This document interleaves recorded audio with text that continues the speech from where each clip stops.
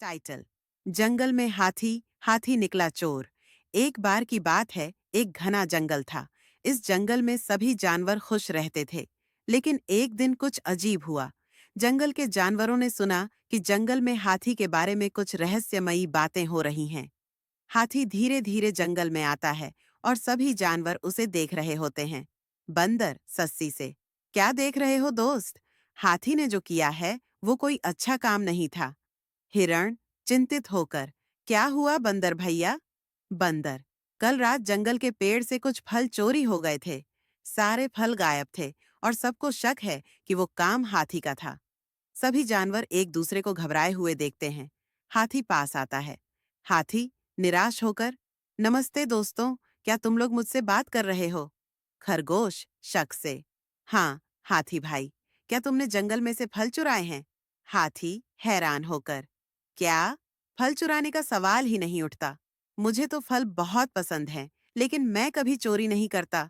शेर गुस्से में, तुम्हारी बातों का हमें यकीन नहीं आ रहा है। क्या तुम सबको लगता है कि हाथी ऐसा कर सकता है? सभी जानवर फिर से सोच में पड़ जाते हैं। मोर हिम्मत देकर, मैंने सुना है कि जो चोरी करता है उसे ढूंढने के लिए हमें पहले सबूत चाहिए होते हैं। चलिए हम सब मिलकर मामले की जांच करते हैं। सभी जानवर मिलकर जंगल में फल के गायब होने के बारे में जांच करना शुरू करते हैं। कछुआ धीरे से, मैंने कुछ देखा था। जंगल में एक और जानवर था जो रात को चुपके से पेड़ के पास गया था। वो हाथी नहीं था। बंदर उत्साहित होकर, वो तो मतलब चोर कोई और था। हमें उस जानवर को पकड़ना होगा। सभी जानवर उस रास्ते पर जाते हैं और कुछ समय बाद वे उस चोर को पकड़ लेते हैं जो दरअसल एक भालू था।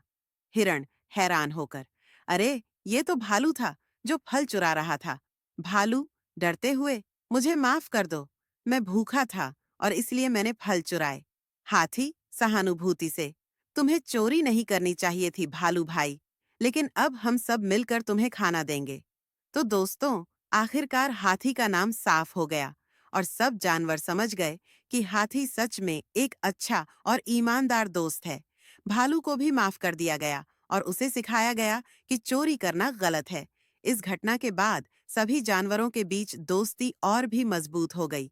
ये कहानी बच्चों को सिखाती है कि हमें बिना सोचे समझे किसी पर आरोप नहीं लगाना चाहिए और सभी के साथ ईमानदार रहकर ही सच्चाई को